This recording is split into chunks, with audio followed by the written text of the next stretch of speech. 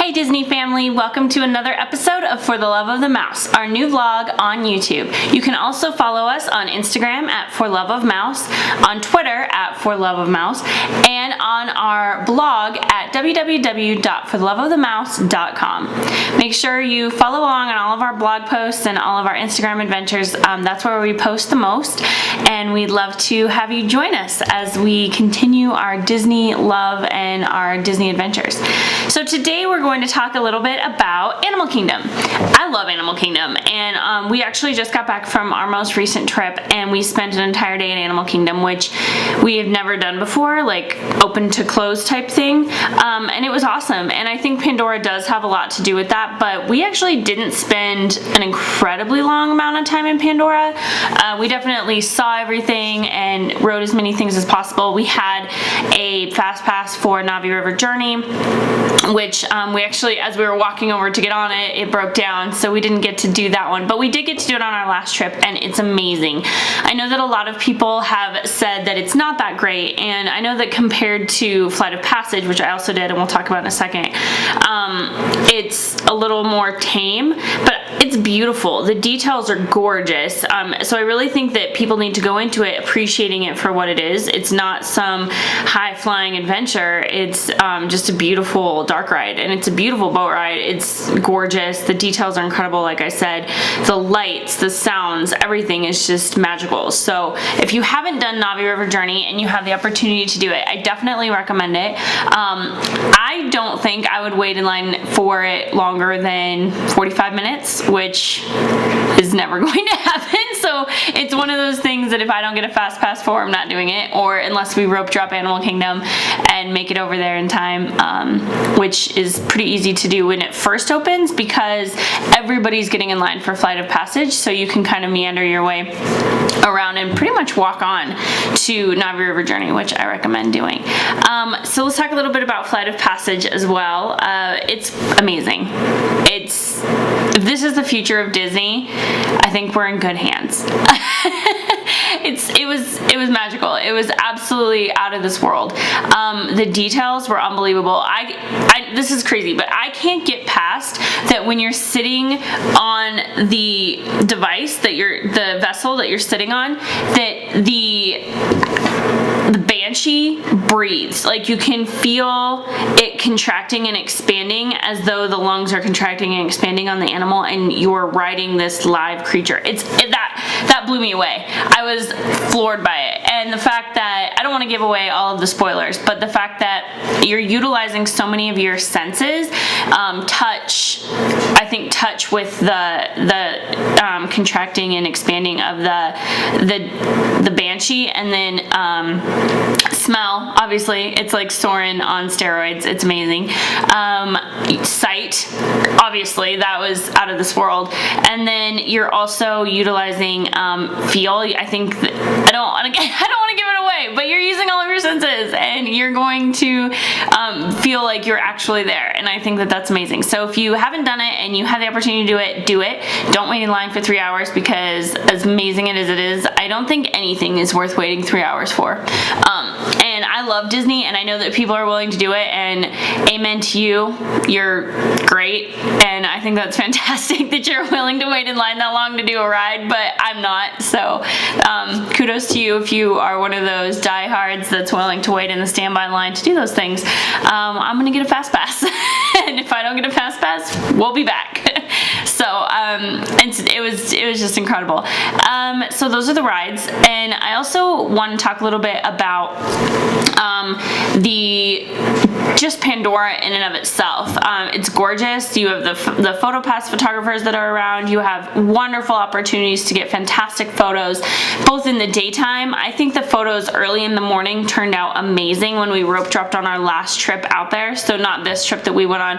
We got there right as the park opened, but we didn't rope drop. So it was early magic. It was extra magic hours, and we got there at 9.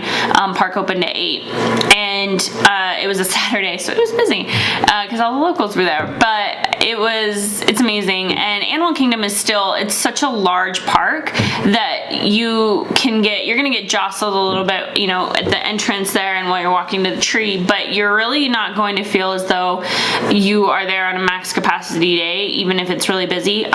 So I do think that it was a really busy day, but it wasn't crazy. I know that with Christmas coming up and with the holidays coming up, and that everybody is going to Disney except us, which is fine because we will probably never go to Disney for one of these holidays because we don't like crowds enough to go to Disney for these. But I think that it's big enough that you have a lot to do, and there's always things you can be doing that you don't necessarily need fast passes for, even on really busy days. And always there's fast passes available, so you just have to know how to work the system on the fast passes. And I think that's something for my husband to share with you because he's our fast pass getter. He is the one that always does that. I'm actually considering, kind of very lightly considering, because even though we are annual pass holders and it is a less expensive time of year and we would not be staying at a high-end resort, I'm considering a little trip to Disney with my mom, and it's still expensive. But if I were to do that, I would be in charge of the fast passes, and I would still be the one that would have to do that, and I guarantee you I would not get nearly the amount of stuff that my husband does. So he's the one to talk to you about maneuvering through the fast pass and the My Disney Experience app. But there are definitely ways to get fast passes for even Flight of Passage, for Navi River Journey, for restaurants you want to get. So do it. Make sure that you're well versed in that system before you go on your trip, and make sure you know the rules and how to kind of get around a lot of the stuff. Because even as we're walking around, and I know that a lot of it is because people are only there for like their first or second time, so they're just getting their feet wet on the My Disney Experience system. But there are so many people who are like, well, we've used our fast passes for the day, I don't know what to do.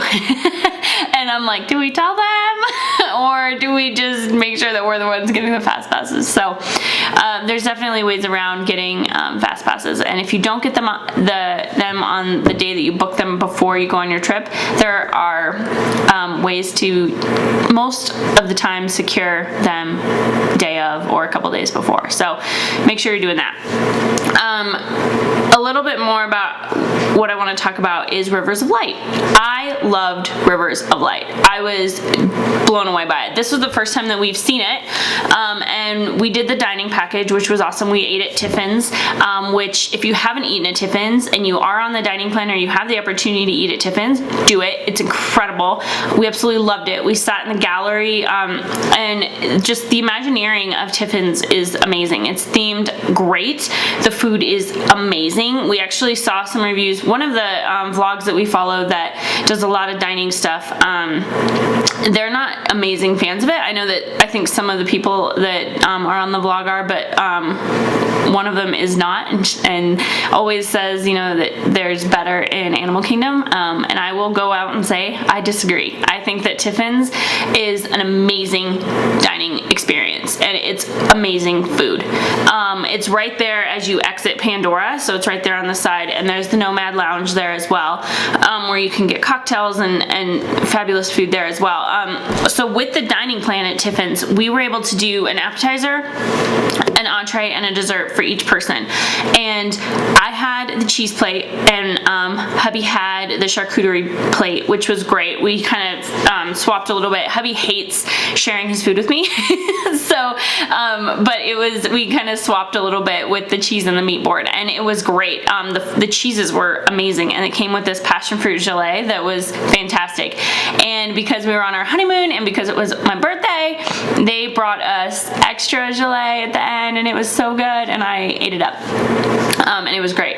And then for entrees, my husband had the Wagyu, and it came with a brisket, and it was a Wagyu 2 ways, I think, and it came with brisket and something else, and we're gonna do a blog post about it, so stay tuned for that, and you'll see more details, and you'll see some great photos of what we had, and it was fantastic. And I had the swordfish, and the swordfish was a little spicy, but she said that. Our server was great as well. She was fantastic. She is with the college program, and she's there with UCF, or maybe she started with the college program, but she goes to UCF, and she was fantastic. She had some great stories about Tiffins and about the chef and about the sous chef and about the different spice blends and all of this different stuff. So it was fantastic. We had such a great experience there. And then for dessert, hubby had the chocolate ganache, which way too much chocolate for me, but he said it was really good. It was a really rich dark chocolate, a really rich darker chocolate. And then I had something that I think is a texture thing for a lot of people, but I thought it was amazing, and I'd have it again. In fact, if we go back, I will have it again. I had the passion fruit tapioca, and I know it sounds weird, but anything passion fruit, you put it on a menu, and I'm gonna get it. And it was fantastic. It was so good. It was light and refreshing, and yes, the texture thing, but I like tapioca, so it's fine. And it was great. So great experience. Definitely check it out if you have the opportunity. If you want to do the dining package, you get great seating for the Rivers of Light, and you get a meal. You got to eat anyway, so you might as well do the dining package. So I definitely recommend that. Rivers of Light was fantastic. I thought it was beautiful. I thought the message was beautiful. It'll be included in some blog posts coming up. I got some great photos, so definitely check that out. It's because they cannot use fireworks, because Animal Kingdom, they don't want to frighten the animals or create any havoc for them in their own environment with fireworks. It's all lasers and light projections, and they utilize the water, and they have great big animal things coming out, and they light up, and they reflect the water, and they reflect these different light shows, and it's fantastic. And the message of conservation is fantastic. I love that message. I love what Disney is doing with that. So definitely check it out if you have the opportunity, and let us know what you think if you have seen Rivers of Light, and what your thoughts on it were, and what you thought of it not being a fireworks show, because I know that people love the fireworks. I love the fireworks, but I thought that considering what they had to work with, I thought it was fantastic. Not even considering what they had to work with, I didn't even miss the fireworks, so I thought it was great. And I thought, like I said, the message was fantastic. So let's get back to what we're talking about here, though. Safaris are next on the list. Safari is probably one of my favorite rides in all of Disney. Kilimanjaro Safaris, absolutely love it. Now that Pandora is open, you can walk on a lot easier. Maybe not on a Saturday. It was like a 55-minute wait for walk on, but we were able to secure a couple of fast passes for it. So we did an early morning, and then we also had a fast pass for late at night, but we didn't end up being able to do it. We just ran out of time. So it's still on my bucket list, is to be able to do a nighttime, not a nighttime, but a late afternoon, early evening safari, because the early morning and the early evening is the cooler times, and that's when the animals are waking up, and that's when they're a little more active, and you might see some really great stuff. We saw all the animals, and they were all very active. The lion was up on top of the rock.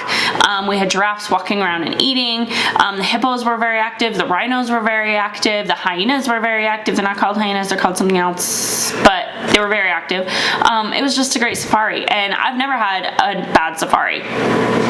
Especially lately, I don't know why, but they've been a lot more active, and it was just fantastic. So make sure you check that out. Make sure you don't let Pandora overshadow the rest of your Animal Kingdom experience, and you go through all of the other areas as well. Nemo, we saw Nemo. We didn't do the Lion King show this trip. We did it last trip. We kind of alternate off and on whether we do Lion King or Nemo. This time we did Nemo. Nemo never gets old. I loved it. I actually thought it was a little bit different, but it could have been that we haven't seen it in so long I just forgot all of the little details. But I thought it was a little bit different than it had been in the past. Maybe not. If you've seen it lately and you've seen it in times past, let me know if you think it's different or if you think I'm just crazy. Either way is fine. And then last but not least, let's talk about food. Where to eat besides Tiffins, eat at Tiffins in Animal Kingdom. Satu'li Canteen. Make sure you eat at Satu'li Canteen. I'm gonna be honest with you, we didn't eat at Satu'li Canteen, but that was because we had dining at Tusker House in the morning, which is a ton of food. It's a buffet. It's a character breakfast. If you have the opportunity to do it, it is my favorite character breakfast in all of Disney. I love Safari Mickey. I love Safari Donald and Daisy and Goofy. I think it's just a fantastic experience. Great arrays of food. The spicy hash is fantastic. If you that's out when you're there, make sure you get that. The pastries are great. The eggs are good. You get Mickey waffles. So you have all the staples. And then you also have some additional things. So hubby loves Ohana's breakfast. We did that as well. I still love Ohana. I mean, who doesn't want to meet Mickey in a Hawaiian shirt, right? But I love Tusker House. It's my favorite breakfast experience.